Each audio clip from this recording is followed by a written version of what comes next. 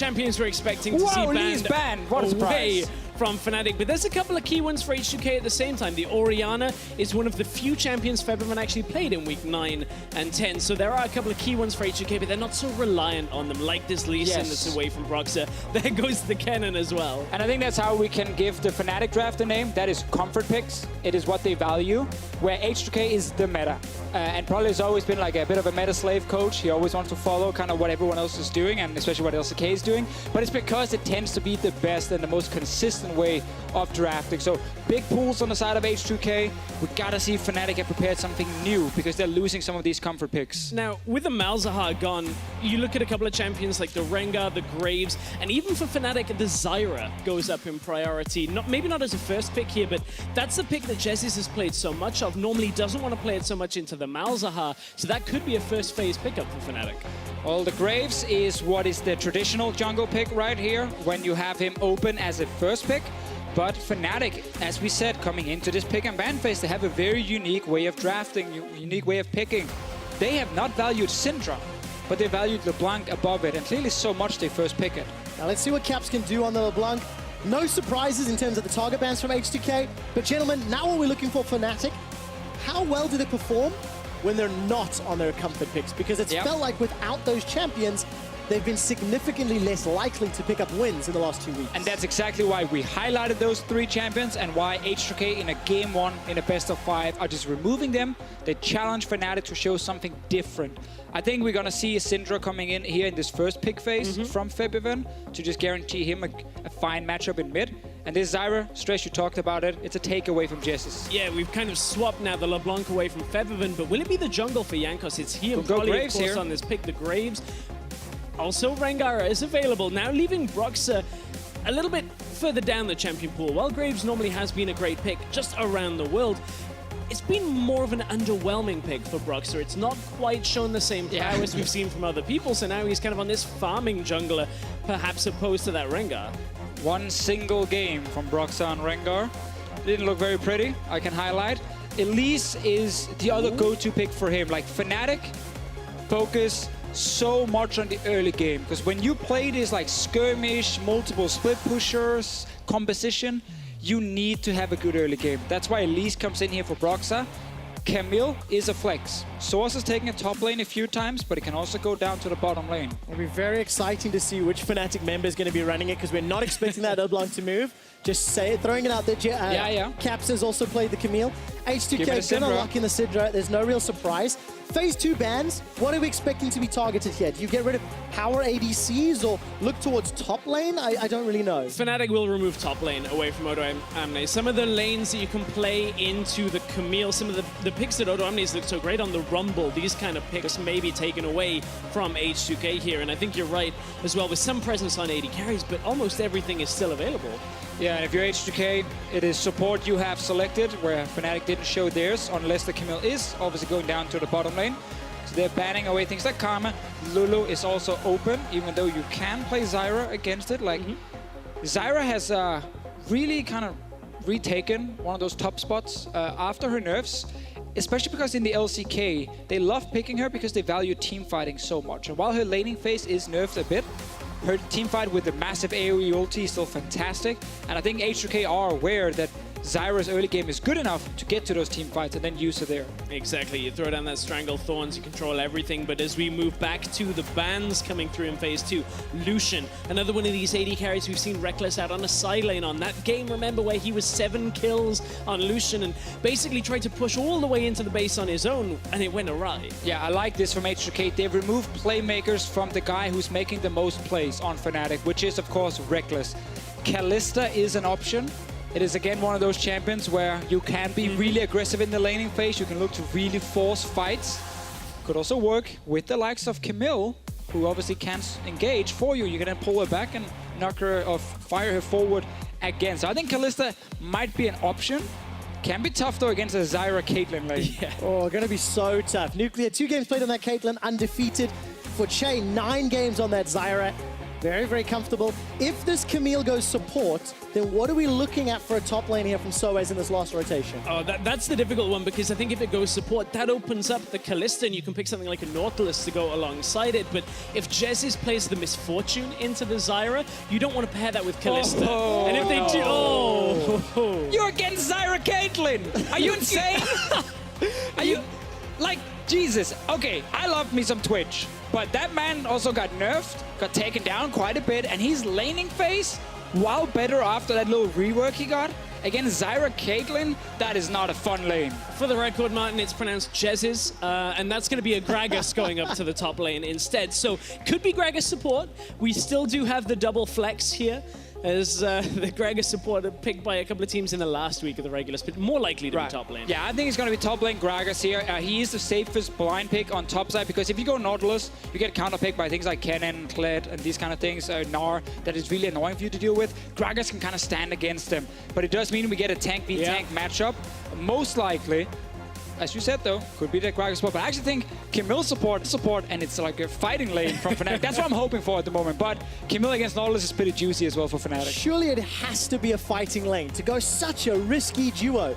Camille Twitch into what is going to be Caitlyn Zyra. Could still be Gragas, could still be Gragas. 30 seconds to swap. Let's anticipate the Camille support. I think it's the most likely. But if you choose that fight, you're going right into the grasping roots to Stranglethorn post 6 against a Caitlyn that can kind of just sit back. You've got to cross so much distance to close the gap. And if Broxah maybe can get a cocoon, that's the setup point for Fnatic. I think that's the key thing, Stress, you highlight right there. Fnatic don't have to just 2v2 this lane. They have the early game jungler who can gank. Brock don't have to just 2v2 this lane. They have the early game jungler who can gank. Broxah's playstyle is very much based around constantly going to lanes, always looking for openings. So in a game like this, Camille E to set up the stun into an early level 3 gank from Broxah is likely, and something Fnatic might have to do. Might also see the LeBlanc drift with it as well, later into the game as well. Why not? You get the push, you move out to another lane. This looks like an explosive one out of Fnatic on this setup. They're gambling though, but it's game one. I like it. It's game one. It's game one. If there were ever a chance to throw everything at your opponents, why not in game one? Splice tried it twice before getting reverse swept yesterday. It's not over until the final Nexus falls. Gentlemen, there's the team compositions. I'd love to hear what the analyst desk has to say about it later. And we'll see whether or not we're going to get some results-based analysis, right? To see whether this Twitch and Camille works out. It is Fnatic versus H2K for a spot in the semifinals, for a shot at Hamburg. Ladies and gentlemen, put your hands together for Fnatic versus H2K.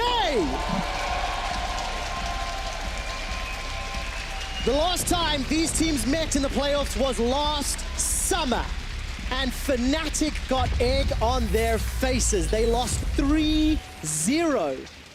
Let's find out if Fnatic can surprise anybody and everybody, because the expectation is that they're going to lose here today as well. Yeah, of course, that was a very rough series, but I like this rejuvenated Fnatic. Even a couple of different plays here, trying to get Caitlyn closer in the bot side. Yeah, sOAZ body slammed over the Dragon Wall. Was hoping that Nuclear or someone maybe would show near that bot lane tri-brush, and then you could sneak in behind them with the body slam.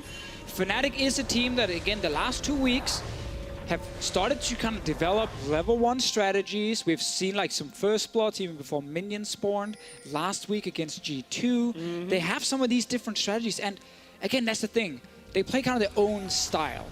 H2K, as we said, is like it's a meta team.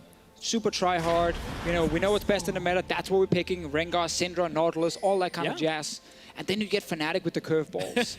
When they pick Twitch, Camille in the bot lane. And, exactly. Against Zyra, Caitlyn, you're like, okay, let's see how this plays out. I'm waiting for that to go late game, and Rekkles just stealths up into the solo lane against Febiven and 3-shots him once he's got a few items under him. Maybe also a lot of potency in team fights at the same time. All right, potency in team fights for Rekkles if they can get there, of course. And against some very difficult lanes with Syndra, Caitlyn, Zyra.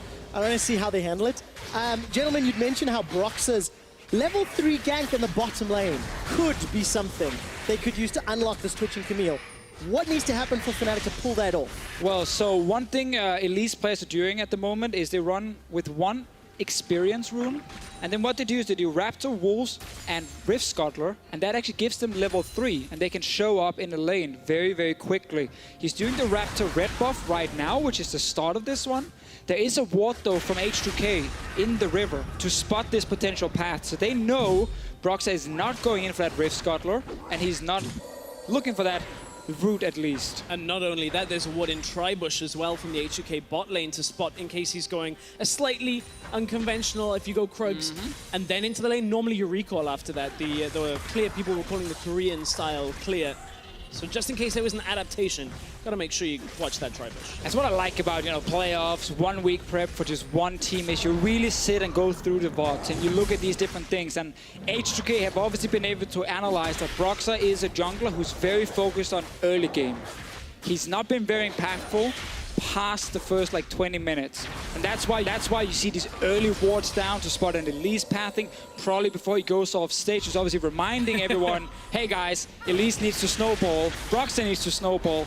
Careful in the start. And not the only champion, Caps needs to snowball at the same time on this LeBlanc. We haven't really brought into it that is a second teleport being run by Fnatic, so they will have the numbers advantage in a lot of situations if they're the ones dictating the pace, and that's what this Elise wants to do. That's some tricky pathing up from Broxah just in case there's a ward in Tribush over onto the Krugs, but Jankos is on his way. And also top lane, obviously Odoamne is pushed pretty far up, and Odoamne's ward here in the river doesn't really actually provide him any safety against this pathing here. Jankos didn't see it, so this is the first gank. Let's look for the skill shot. Broxah needs to connect to the Cocoon, throws it point blank. Odo's going low and doesn't use his flash. First blood to Fnatic. Of all of the wards placed by H2K, Broxah bypasses it with a blast cone in through the top side of the lane, and nobody from H2K can react. Easy first blood for Fnatic. That's exactly what they needed with this Elise. Broxah showing why he's so good in the early game. With this Elise, they didn't go for the predictable path towards the bottom side that H2K had warded. Would have been able to spot him. Instead, snuck his way to the top side. Odoamne saved his flash because he realized, okay, I'm not getting away from this one. Double buff Elise, and I'm really far away from my tower. You're not going to get many easier cocoons than this one. Oh, he's right there, right there. Got it. Gets the first blood. Easy setup.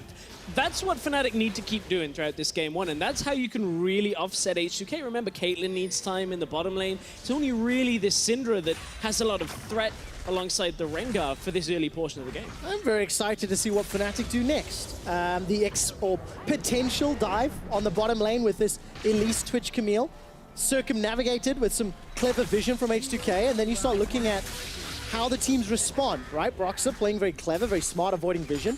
And as it stands, Rekkles is not losing a lot of CS into what is a difficult matchup. Well, one of the reasons is that when they go aggressive, a guy like Caps has already left the mid lane. I want to encourage people to look at the minimap whenever they see fights in the bottom lane because Fnatic are moving. So right here, Nuclear and Chei, they have to respect. It's not a 2v2. Maybe Broxah is there. Maybe Caps has already moved his way down. And that's the problem for this pushing lane of H2K, is they know if they do play too aggressive, they will get ganked. Right, and it's not only that, it's a different laning pattern in the bot lane as well when it is a 2v2, because if Twitch drops away, you don't know whether he's in stealth. Maybe it's a little bit more like mid lane where you're dropping into Fog of War. Here we go. They don't know where Rekkles is. Is he coming forward? Are they going aggressive? So many questions here. And, he missed it. The Cocoon missed, but it's not going to stop the engage. Jesiz goes all the way forward with that hook shot. They managed to get Summoner heal, but nothing else. And this is again how Fnatic are going to play out this lane here. They have the setup from the Camille support. They have the stealth from Rekkles, and then they just bring support every time. Oh, route onto Rekkles. He manages to sidestep the Piltover Peacemaker. Summoner spell used from Jesiz, though. Yeah, Exhaust comes out. That is obviously now one summoner in exchange. Jankos wants to try and compensate a little bit for this. Only level 5, though.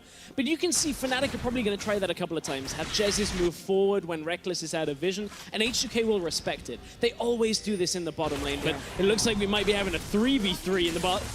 Let's see. Indeed, Chei gets jumped on. That passive shield gonna be helping out from Camille. Flash for flash. Jesiz looking for nuclear. He's gonna get dropped. Jankos is stuck in the pit. Contaminate's available. Jumps onto Jesiz. At least takes one. Trades for a second. That's a double for Jankos. Rekkles is running under tower. Looking for the auto in the E. Not gonna be able to kill Chei. And Chei's poison backs him away. Gentlemen, we jump into the top lane. Odo gets body barrel bopped forward.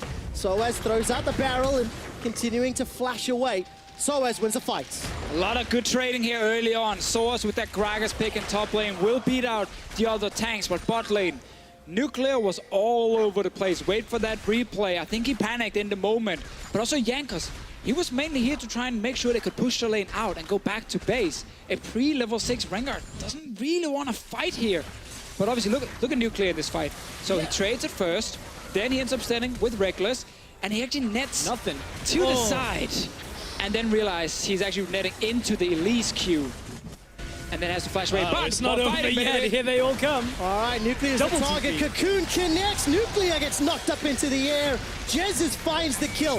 Fnatic with their 4th of the game, and they're going to hammer away at this tower. This is exactly what Fnatic needed to do at the beginning of this game, and Fnatic are continuing what they've done with this bot lane aggression. Yeah, that's right. Of course, in the last few weeks when Fnatic were picking up their wins, early game tower pressure helping them out. Tower first blood secured today, and while Caps is under pressure, on average, Fnatic are taking 2.2 towers before 15 minutes in the last 2 weeks. That's an obscene amount of towers being taken. The average hovers around 1, just above. But to give you an insight as to how monumental it is against H2K specifically, H2K are the league's best team at defending their towers. They only give away half a tower per game, but they're all over the place so far. All over the place is almost Jankos, who manages to back away. But yes, crucial. H2K historically have defended the towers, but they lost it this time around, Deficio. And also throughout history, whenever H2K play against a team who throws a lot of curveballs in the early game, who play very aggressive in the early game, they can struggle. And we've seen this time and time again. Bot lane was under pressure. They wanted to push it out with Jankos. They ended up in a fight, lost multiple members, and then return gang from Fnatic. Like, the Twitch Camille in itself would be difficult to play. But when you have an Elise there, when you have a LeBlanc coming down as well, then suddenly that lane can set up fights. And that's what Fnatic have been doing here. It's a really well-executed early game. And H2K were just simply not ready. There's one stumbling block that may arise soon, though, and that is the fact that Odoamne's TP is up. Both TPs from Fnatic are down. If there is the potential for a play for H2K to stabilize some of this early game lead that Fnatic have accrued, maybe it's in the next minute and a half, but it is a small window that they've got. Yeah, it's difficult to use as well when now this bot lane tower is down and the map kind of opens up. You saw Fnatic went top lane, shoved in the wave, and they didn't stay. Yeah. Because if they stayed, they actually allowed Odoamne right now potential plays. And now they actually just like, let H2K push out, figure out, do we want to take the wave really far back so we can't get TP'd on? And that's what they're doing right now. They're allowing H2K to push out that lane to avoid a potential TP play. That's good heads-up coordination from Fnatic. Early game going exactly as they wanted, 3,000 gold up by 10 minutes. They've got a tower lead, they've got a kill lead. They've initiated the swap, as we've mentioned, and it feels like every time we look at Caps, he's putting Febiven under pressure. Great trade with the Shatter Orb. Unfortunately, gets caught out by the stun, and Febiven uses the unleashed power to keep him at bay. Febiven obviously has compensated a little for this heavy trading when Negatron cloaked first, which isn't too unusual up against one of these high damage mid laners like LeBlanc. You just want to survive through. You don't need to win that early game so heavily. Febiven, he can rest on his Syndra, know that he can catch a couple of people out later on in this game. So we'll have to track his itemization as we go. I'm pretty sure it's just going to be that standard Morellonomicon Abyssal. But Broxah, who's trapping who? Broxah goes up into the air with Repel, drops back down, flashes over the wall, but Febiven with the sphere picks up a kill. This time around, H2K actually did manage to get the upper hand. Odoamne, though. sOAZ looking like he's won yet another fight. They trade ultimates, but sOAZ has the pressure advantage. Again, this is going to happen all game long. Gragas will keep beating a Nautilus in the side lane. He has so much more damage in his kit, and obviously Nautilus has really no damage to offer back towards the Gragas. So this is a winning side lane for Fnatic all game long. So it's obviously don't want to fight against the jungler as well. No, he doesn't. Jankos not going to get in range of the bowler strike. sOAZ is not backing away, though. sOAZ was once famous for dying a lot on a side lane alone. He's playing this one a little safer, recalling in the bush. Febiven's also around. I think he knows it at this point, so recall out. Don't put yourself too far forward, because Fnatic now, they have to be in a position where they're playing from ahead, which for the last 2 weeks is something they've grown more accustomed to. But plays like this are where H2K may very well turn it back around. Note that Fnatic use their TP to try and save Broxah as well. Twitch, Camille couldn't quite collapse, and it means Broxah is out on his own and dies. Caps couldn't save him himself. Yeah, really good collapse from H2K. I think Fnatic bot lane had already pinged that Nuclear Chei were missing. It seemed like Broxah didn't get the message. Ended up getting collapsed on by 4 guys. And now Rekkles is what he likes to do, and it's why Twitch can actually work for him. He always goes to side lanes to try and catch someone. Even if someone is 1v1ing, he shows up and it's a 2v1 all of a sudden for Fnatic. So Twitch wants to always push his lane and then go missing. Because the missing Twitch is so annoying to deal with. And of course, for Rekkles, this is the first time he's playing Twitch this year. Lucian was banned away, Kanan was banned away, Ashe, Varus were banned away. So the champion pool for ADC was hit a lot. But what I like is kind of that evolution of Rekkles, because the last 2 weeks, he's been trying to be that solo hero in a side lane. You know, it helped the team get ahead. Then obviously there was that combating for who gets to split push now last week when you looked at Fnatic's team comps. But I'm excited at Rekkles in his playmaking mindset on a champion like Twitch, who could appear out of nowhere if it's the right time and if it's the right flanking opportunity. He's mid lane right now. Looking for that tower. Cap's trying to put the pressure down, but it isn't quite there. But I think the interesting thing about that side lane is Fnatic give so much to Rekkles in the side lane. He, you know, has such a big percentage of the CS between 15 and 30 minutes that it actually means sOAZ is the lowest CSing top laner. So the fact that sOAZ is ahead in this one is a little bit of a benefit to him. Will be able to continue to push through, but watch how much Rekkles gets given by Fnatic, and that's really where so much of the strength comes from. And I want to talk about why Twitch can work even better for him now after that small rework that happened, where it's no longer the like pure stealth, but more this camouflage situation, because his Q allows him to be stealth for much longer than it used to in the early ranks. So 11 seconds right now for him in rank 2, he's stealth. That's enough to move from one lane to another. So that means, again, as soon as he pushes out one lane and he goes missing, he could already, if you don't have proper wards, be right behind you. And that's the thing, if you're Febiven in the mid lane, whenever LeBlanc jumps towards you and Twitch is not on the minimap, you're like, well, he might be right here. And it forces you to play so passive on the map. You sit at your own tower for most of the time. And I think that's so important, because sOAZ is under a little bit of pressure from H2K. H2K historically have not responded the greatest to those surprises. sOAZ is forced to flash. There's support coming up now. Rekkles with ambush is available. Does he decide to spray and pray? No flash. Chei's gonna get jumped on. Stranglethorns will buy some time. Caps is on the front line. Here comes Jesiz. He's got the baby cage. Not gonna use it yet. Double kill for Fnatic. They back away and set their sights to the tower. And right here, you get exactly that kind of situation where H2K do not see a lot of Fnatic members on the minimap, and they know someone could be there, but it's too late for them to turn around, and then suddenly sOAZ engages, Caps from the flank, Rekkles coming in with stealth, and it's 5 members showing up out of nowhere. But what a great start for Fnatic, utilizing that play style, punishing H2K for not adapting so far. And as you said, there have been a couple of these exchanges where in the moment, if you can keep that in mind, ping that somebody is missing, maybe you can rescue it. But it's so different to what H2K used to playing against here in Europe. And that's why it's catching them. I want to see them adapt and respect it as this game and maybe even series continues, but it's not happening so far in game 1. And this is exactly here you can see H2K not used to playing against this style, because they could have backed away as soon as sOAZ flashed. They couldn't see Caps on the map, they couldn't see Rekkles on the map, but they stayed a little bit too long, wanted to just, you know, shove another wave. And then suddenly you get collapsed. And this is the thing. It's not just a new style that Fnatic is pulling out. It's a style they're really playing well. Like, Fnatic are playing so well with this aggressive composition. And that's why they can keep finding these kills. Even to the individual level, after maybe a bit of a slow start to the season, Jesiz has been making plays like that a couple of times now. Catches Nuclear after the flash with the hook shot to make sure he's crowd controlled. And the rest of the team follow up. Fnatic seem to be all on the same page. Well, Fnatic doing very well. 5,000 gold up. Scatter the Week's just going to knock Caps away from the tower. And taking a look through some of the itemization, big spikes have come in. Gunblade for Caps a little while ago. Blade of the Ruined King for Rekkles. Making his way most likely towards a Hurricane, probably. We'll see what the next item is. sOAZ also continuing to scale up. Will be Hurricane, yes. Yeah. Twitch obviously wants his Hurricane, and then most of the time Infinity Edge coming in a bit later. So when you sit down that fight, close your eyes, pop your ulti, you suddenly have a triple kill. It's literally the name of the ability. Spray and pray. Ah, yeah, we changed it back. Thank God, we changed it back. Yes, it is no longer rat-a-tat-tat H2K or Splat. Just never say that name again. I might have to throw it out there, just because I know you love it so much, Deficio.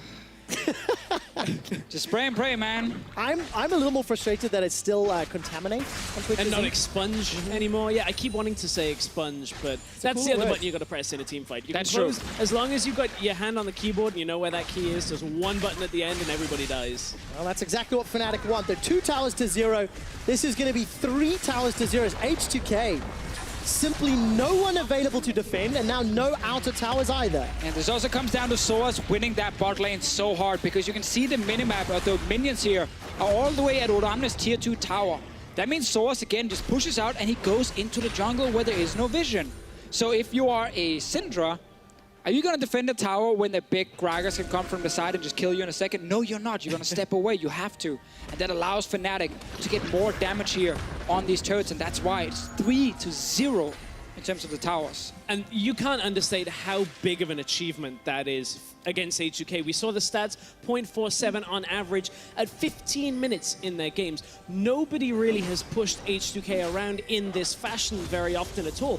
They've only lost to a handful of teams. G2 and UOL, or Febiven, he might lose his life. Is that Twitch? Indeed, Mike's gonna trade for Rekkles. Flash forward, it's Jankos that gets the kill. Teleport's coming in for sOAZ. It's so far a 1-for-1. Now a teleport from Odoamne. Jesiz puts down the H2K ultimatum and Odo cancels the TP. Fnatic bite back a 1-for-2. So 2-for-1 Fnatic here. We saw the Twitch sneaking into that mid lane. Bot lane from H2K. Nuclear and Odoamne together. We're trying to push that bottom tower, and Fnatic just reacted instantly. And now they're going for that tower. Yeah, Fnatic not done yet. There's not enough wave clear from H2K. And Fnatic will take themselves another tower. And that's the thing, is Nuclear has to respect these paths through the jungle. He can't just walk from bottom to mid. He has to recall, go the long way back out and through the base, and they can't defend mid tower either. Yeah, as soon as we get this replay again, we can see that little setup from Fnatic, but also I think we got to look at right after. Never mind, talk about after. Let's just look at the replay. This is the Twitch out of vision, sneaks into mid. As Syndra, you can't get away properly. So getting a 1-for-1 first is fine, but now look at your minimap. Nautilus and Caitlyn is in the bottom lane. That is why Fnatic, they can just keep chasing. Yeah, TP even got cancelled out there. They knew Chei was pretty much a goner at the end of that teamfight. Fnatic get it, the tower from mid as well from that. This is such a good start. This is fantastic for Fnatic. They're putting pressure down in the bottom lane, as you can see. Rekkles with support from both Broxah and Jesiz. They're going to be trading outer turret for inner, but Fnatic are not done yet. Now, this is the problem for H2K. They want to just stop the bleeding. They want to just get further into this game, because this crazy style where Fnatic can sneak around the map and look for skirmishes all the time is really effective early on, but sometimes falls a little bit flat much later in the game. But if Fnatic can just close it out before we get there, it's fine. Well, it's a 6,000 gold lead. Fnatic want to close this game out, gentlemen. In the jungle there, Caps playing very aggressive with the distortion, jumping into H2K over and over. He's feeling confident with his ability to carry. The problem is, you talk about stopping the bleeding. When you trade outer tower for inner, that's kind of like having a cut on your finger and amputating it, just so you don't have to deal with the problem anymore. So for Fnatic, again, getting these key objectives, making the lanes longer. Now every time Odoamne goes into that bottom lane, no more is that tower there for safety. It could be anybody, but now it's sOAZ that is pushed up, but maybe a little far in the lane. Team on around him. He's very tanky, though. It takes a long time to drop him down, and sOAZ is able to flash and body slam to safety. Some golf claps from the people in the crowd here in Berlin. So, H2K, before we had that replay, they weren't able to spot any rotations, any place, because they had almost no wards on the map. Now, they went back. They bought a few control wards. They're trying to set up that defensive vision in their own jungle, as you guys can see on the minimap here. But again, it allows Fnatic to just take control of the river, where the Baron is. Yes, it's early on. You can't really just nuke it down this quickly.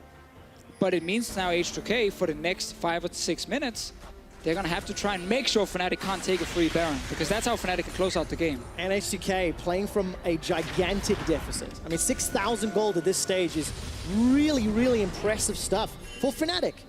But now we get to judge, right, how clean is their vision play and their map play? Because Fnatic used some shenanigans in the last few weeks. They're going to be more comfortable. And look at this, Febiven almost solo killed. Rekkles gets the kill secure with spray and pray. And now in a 5v4, Fnatic have to decide where they prioritize. Yeah, Fnatic just catching out another member of H2K. Now they've got Odoamne. Will they force his flash here? Well, let's find out. Flashes over the wall. Jankos decides to jump into 5. He's locked by the ultimatum. Where's the support, Jankos? And Jankos had been the one tidying up the last few fights, getting a kill here and there. The only one on H2K looking okay, but now Fnatic want more. Yeah, Fnatic say, screw the Baron, we want the base. Jesiz dashes in with that hook shot, turns the attention onto Odo. He gets sent packing, and Rekkles sends him to the pit. That's a flash forward for Broxah. That's H2K, their ace, and the base is being destroyed too. Where has this Fnatic been? They started to emerge just 2 weeks ago, and now it looks like they're on the verge of game 1 of this best of 5 going their way. So they get the inhib for now. We'll have to just back away, but there's really nothing H2K can get in return.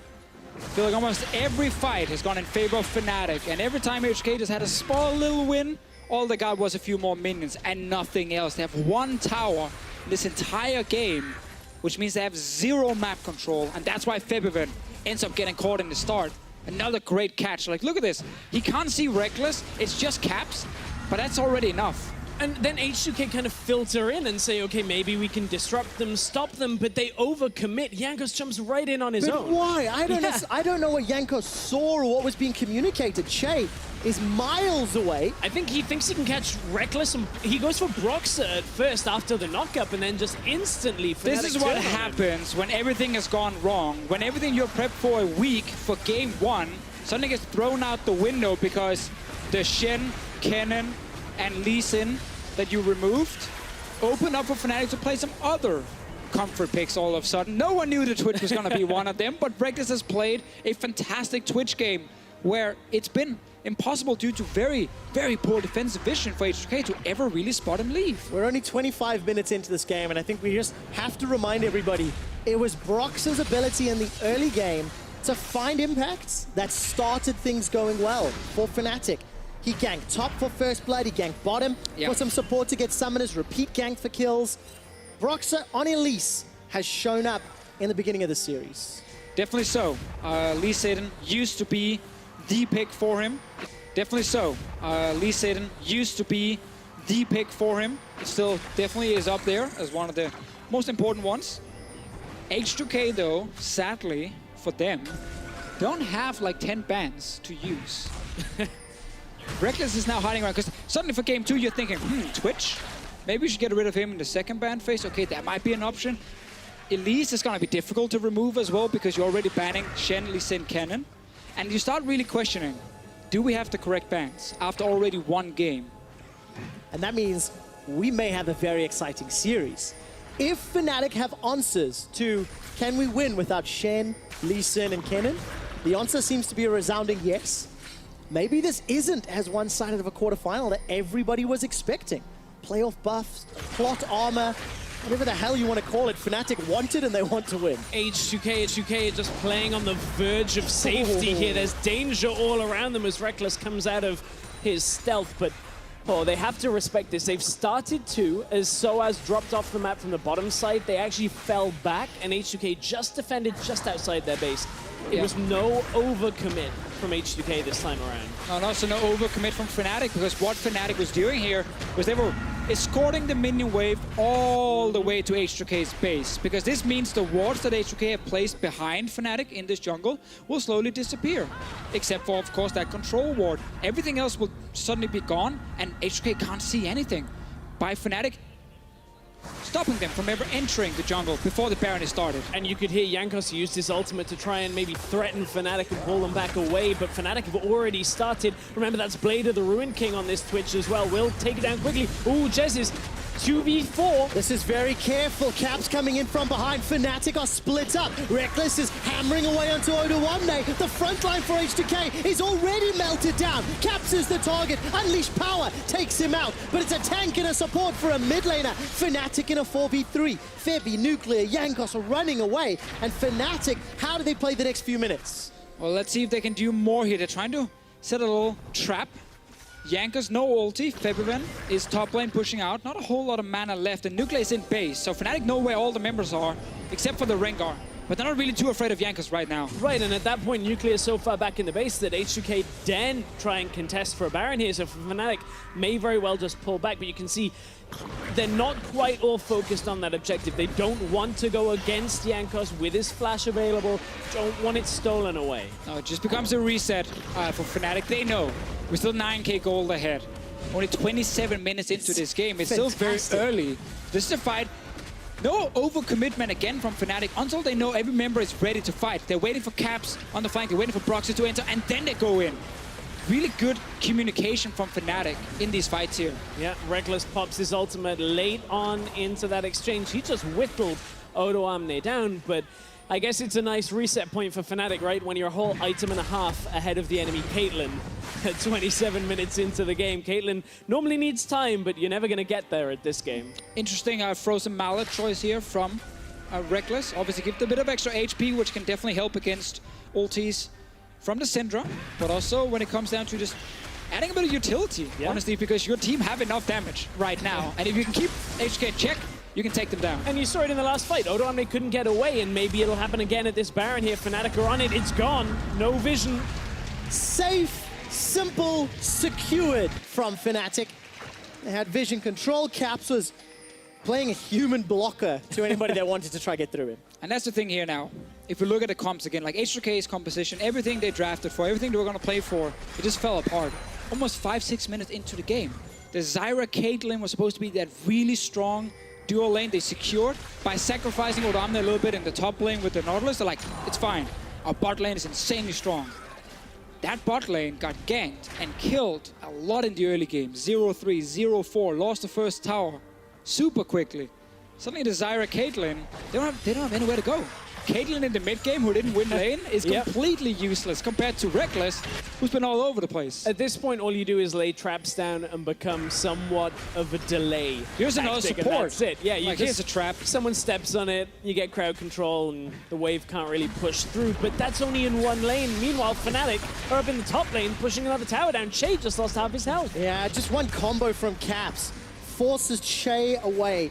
Gunblade and Hourglass is available to Caps if he can find a squishy target. So I'm looking at Febiven and Nuclear. Caps instead just gonna hop over this trap line. Rekkles will be looking to fix another inhibitor for Fnatic. That's gonna go down with 0 contest from H2K. And Baron is already proving to be worthwhile. It's so good to see a team all in on the early game, get the advantage, and then actually play it out safely.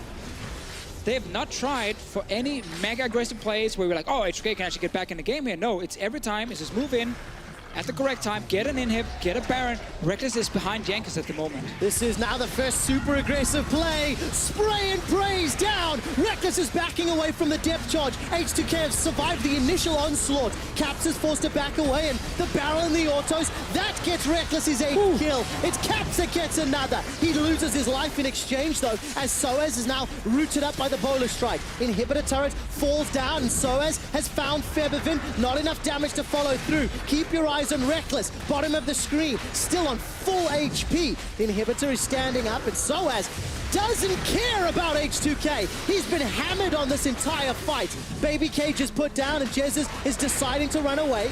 He gets killed by Scatter the Weak, and Rekkles is blown up by the unleashed power. Fnatic, this is getting messy at the end. And H2K played that fight out carefully. They were trying not to commit anything too much, and it meant the Fnatic drawn into a longer fight where Caps wasn't in the second half, meant that Rekkles was a little more afraid, trying not to over push into the base, trying not to take too much of a fight. Fnatic still carefully, patiently trying to play these fights out. Let's remember there's still a tower as well for H2K at the start of the fight, which actually after this first engage ends up going down, and then the fight kind of continues. Caps dives and gets the kill. Sadly for him, the knock-up from Zyra coming right after the Hourglass. And now you can see the rest of Fnatic actually taking down this turret while there's still a fight going on. And just ends up, in the end, being a few kills for H2K. But that's a small price, very small one. And Fnatic can still be aggressive. You can see how H2K are moving forward, but as a group, they know there's still a Camille ultimate possibility available, and from that point, Jesiz is a little overextended. Nuclear even comes up, puts himself forward because he knows a lot of the crowd control is actually gone there, so there's some safety for him to at least put damage out in return. We're back to Odoamne. Yeah, Odo's in trouble. Caps and Jesiz trying to take him down. Jankos is off in the flank. On the minimap, Rekkles is making his way up from middle lane. Not even needed in that exchange. And from being composed, calm in the base for H2K, Odoamne out on the side lane. I don't know when the last time I saw 0-6-0 for Odoamne is, but they got to think when was the last time they saw Rekkles, because he's moving right into the base already up on that inhibitor. He is indeed. Jankos is going to get caught out by the chains. No follow-up damage, and Rekkles will take down this inhibitor. A couple autos needed to finish it off. And now H2K, Super's in 2 lanes. I'm looking at the minimap. Bottom lane, minions are very far away, but they will slowly make their way up. Fnatic may need to go and just give them a helping hand towards that bottom lane. Definitely so. No Baron for them to take. Get a red buff. I guess it's almost as good if you're Rekkles right now. And we kind of wait for these super minions to push in. We wait for that bot lane wave to move slowly but surely towards H2K's base. And I guess if you're Fnatic, you're trying to set another trap. Rekkles has a Banshee's Veil at this point. He's gone double defensive item, but look at how much damage he's going to put out if he gets his hands on a squishy target. All right, very short jump there from Jesiz. Spray and pray, the trigger was pulled, but everyone from H2K was successfully able to disengage. Rekkles caught a little bit of CC that he maybe wasn't expecting. And yeah, just keep looking at the minimap. When that minion wave crashes into the tower, that's when Fnatic peel away. Fnatic didn't go back to base because they didn't really have a whole lot of gold on them. I just checked on my screen here, like some of them sitting around 800, 900 gold. Not massive at this point. So they were actually waiting for this big wave, and they're still waiting for it. Slow and steady, it's on its way. But what they're doing is they're allowing the wave to get bigger and bigger and bigger. Had they walked down and just pushed out the wave, this wave would have been maybe like 6-7 minions. But by allowing just the creeps to kind of fight each other, you wait for more and more of these blue minions to join, and it becomes this massive army in the end. But they gotta actually go and grab it, and they end up just saying, never mind, Baron is coming. Exactly. And no, it's going to die for nothing. But what the waves will do is they've drawn Nuclear to the bot side now. It is a minute, so we should be able to get for Baron, but this allowed Fnatic to get a recall and now put wards down. So perhaps while it's not the most orthodox and best way of utilizing such a big wave. Alone. They were like baiting them, these minions, being like, guys, we'll join you, don't worry, just become massive. As long as let them die. As long as Fnatic get control of the Baron. Yeah, it's fine. It's they definitely should fine. be fine at this point of the game. Deficio, first person ever to care about the minions. I mean, come on, if you tell them the battle plan and then just before you're supposed to do something, you just back away and let them die for nothing. Kind of rude. Just poor leadership, you know? Yes. Not respecting the minions. There's probably a lot of military strategy based around. It probably is. Days, but Caps, he's there to lead them. He's going to send them in as well. He's got teleport available, so he's Caps fine. can join if any fight follows up. Gentlemen, even though Fnatic didn't have the most amount of money to spend a few minutes ago, they've got 2 GAs for Broxah and sOAZ. Gonna extend this next team fight even further.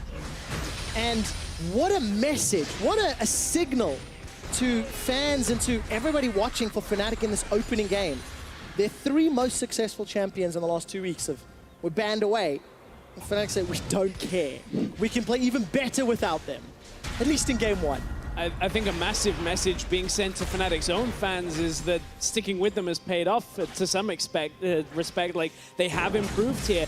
Obviously, it's a best of 5. This is H2K we're talking about at the same time. They still have weathered so much in the last 15 minutes, and they are still in this game. There's that opportunity where if Fnatic overcommit in one area, if you give a couple more kills over to Febiven and Nuclear, this game could be back on. But it's such a big disparity right now that this Baron would mean certain victory for Fnatic, surely. Flash away from Chei. He is caught up by the Cocoon. Baron is not 100% the focus for Fnatic.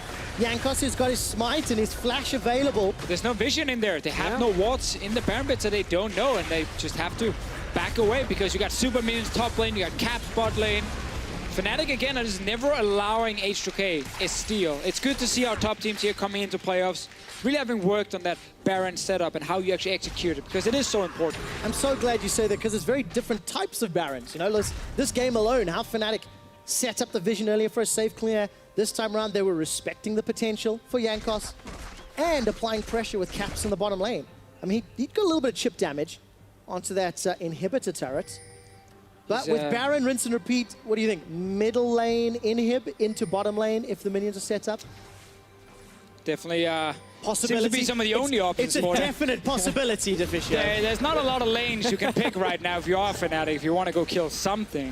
Gotta get that red buff up in under a minute. That's where you gotta go, Deficio. Remember, quote it, Deficio, just about as good as Baron, red buff, 2017. Hey, if your AD carry is Rekkles, who's 8-2-7 on Twitch, give him that red buff. He's going to do some serious damage. Especially not because of the red buff, but still. Just completed that Infinity Age. You can see the total damage dealt to champions this game. Double his opposite number. Now, of course, Rekkles has been leading the way, has been flanking and going on those assassinations as well. Going to be helping out. No contest of Elder plus Baron. This should be now safe clean. And I just love watching a Twitch player in Europe really executing the champion. Because every time we go to international tournaments and we see like Koreans use Twitch against any Western team, it's like, it's just doomed from the Western team. Instant, they will die 500 times to Twitch and then they have to ban it. So seeing Rekkles in a game 1 executed this well is actually really, really nice to see. Not something we see very often. And that's why I think H2K Mariel just banned it away. We were talking about it earlier, about how they adjust. Because like Kennen is such a more, I use this loosely, straightforward champion to play around. Twitch, you got to think so much more about where he is, but Fnatic, they know where they are, pushing right into H2K's base here. Inhib in the mid lane's nearly dead, as is bot tower. Yeah, look at that. Caps can just peel away from the mid inhibitor, go apply pressure on the top. While that's happening, the rest of Fnatic are grouping up in the bottom lane. H2K are down 14,000 gold. They've got no base left to stand. Caps has got an inhibitor. Rekkles is putting pressure. Like, there's nothing for H2K to do. And Banshees means no depth charge, no hook, no stun, if that's the first thing coming in. So Rekkles is moving towards the base because he knows he's safe enough. His flash is up, his heal is up. He should be able to get away from any situation. Well, should be able to if it's even needed. That's a defensive flash from Nuclear. Broxah's caught out by the bowler strike, and Chei is the one that ends up going down. He's popped by Rekkles. Jesiz comes in with the Hextech ultimatum, and H2K are routed and running for their lives. Odoamne is being rattled upon as Rekkles chases, flashing away there from Jesiz, getting out of the damage. H2K have only lost 1, make that 2. The inhibitor has fallen. Super minions are being ushered onto the Nexus turrets, and a 5-man Fnatic take down the first Nexus turret. sOAZ goes forward. Jesiz is putting damage onto Febiven. They're keeping the H2K members busy as the Nexus is the focus. Fnatic with a few more auto attacks. They're striking first against H2K in the quarterfinals. What an impressive game 1 from Fnatic. They lost the key picks, Kennen, Shen, Elise. They showed something new with Twitch. Jesiz on his support, Camille, actually had a really good game as well. And the way they played around that bottom lane was fantastic. And I think this is the kind of game now where H2K will kind of look at the draft and be like, okay, are there more picks we got to get rid of? Because like, think back. Jankos took the Rengar when no jungler had been shown from Broxah. That could have been an Elise if you wanted to take that early game champion away that Broxah used to snowball top lane and then snowball bottom lane. So there are obviously changes here that you can make if you are H2K. You can ban a Twitch maybe in the second ban phase next time. And then suddenly, Fnatic have to find another pick. But they might have more left. Why not? And that's what we need to see from H2K, right? Is take away all of the crazier ones, the ones you're not quite so used to playing with. Maybe leave what are more conventional picks that they've been playing available. I think that's a great point, is the idea that Twitch changes more than one lane's play style. It's the entire game, the entire context entire map of how you have to play around that. So Fnatic pulling out a dominant performance to start off the series 1-0. For more on that game, let's head over to the analyst desk. Thank you very much, Trevor. Well, Dracos, he highlighted Rekkles as the man to watch, and he completely popped off in this game 1. An inventive pick and ban phase and an explosive early game, 4K at 10 minutes.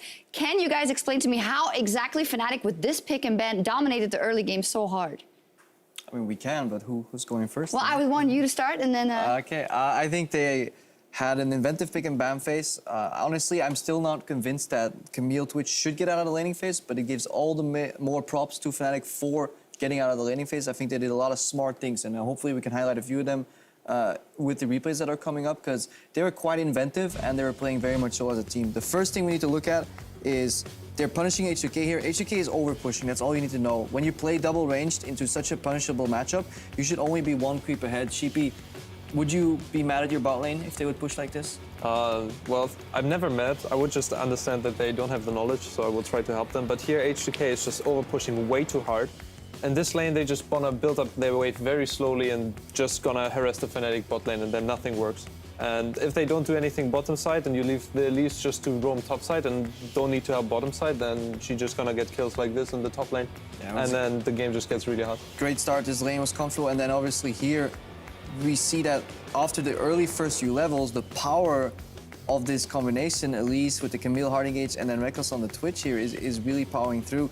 If you're in the game Exile, how do you feel as a mid laner when you're still leveling up and you see everybody dying on your side lanes? I mean, you just try to focus on the good things in the game. But yeah, here we can see that they just have like this synergy of Camille and Elise, also connected with the LeBlanc TP. And this is just setting up for insane kill pressure on the enemies. So yeah, they're really having a hard time.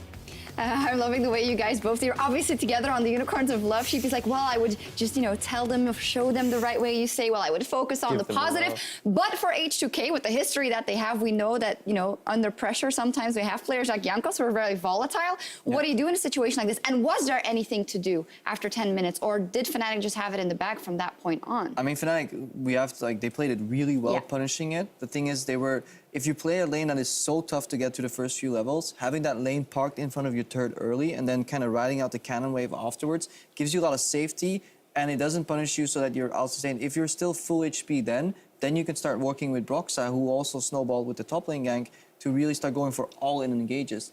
I think H2K was not used to dealing with these new picks in game one. And then I have to look at like Sheepy, if you're a coach here and you get all these new picks against you, do you try and teach your team how to play against them? Or you just remove some of them? I think you're just talking sense as much as possible. Like, you kind of explain what happened in the last game so people don't feel like confused and chaotic, because you're losing the game, so you kind of need to shut it off, say everything that is to say about this game and just move on. And I think in this case they should really like just surely touch the bot lane like for a second there, like how they got the kills off, because there's no way that this lane should get through laning phase like they did and actually snowball onto them. Like H2K should have just won this lane, harass them out, apply bot lane pressure, force the jungler there and just play over bot lane advantage. And it just turned 180 degrees instantly. Yeah, but it was Fnatic with all the advantages. We're going to take a look at another replay where they decide to roam top and they get another couple of kills. And you guys were highlighting in this how important it actually is to have great communication when you're playing against the Twitch, obviously. Yeah, like he can show up in any lane. There was a bit of a unlucky timing on the bot lane. Bot lane is kind of dead, which means the minions are kind of neutralizing it out and slowly pushing in one direction, which means Fnatic can show up anywhere, and it's really hard to communicate almost random Twitch showing up, because you can expect AD carries in the top lane, but this is what Fnatic do really well. They take a lead and they're snowballing super hard on the back of Rekkles.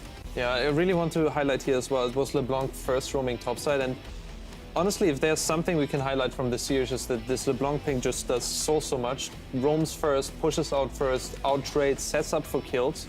Like everything here where Fnatic got a huge advantage was centered around this LeBlanc, so I would really like to see this as well. Either way being picked off or just banned. Also in this replay we can see that H2K is going for a top lane turret, while Fnatic is holding on a mid lane on a pink ward and don't show on the map.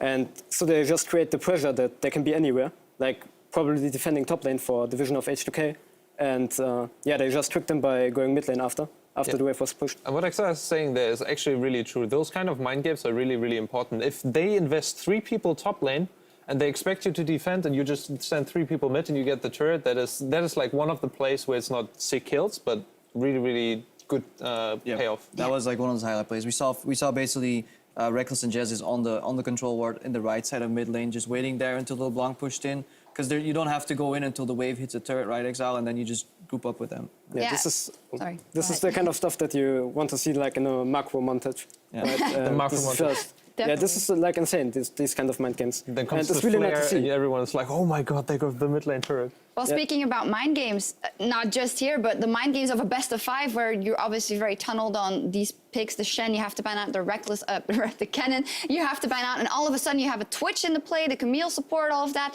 Sheepy and Exile, how did they go into game 2? What is the priority for H2K? What do they need to remove from the game?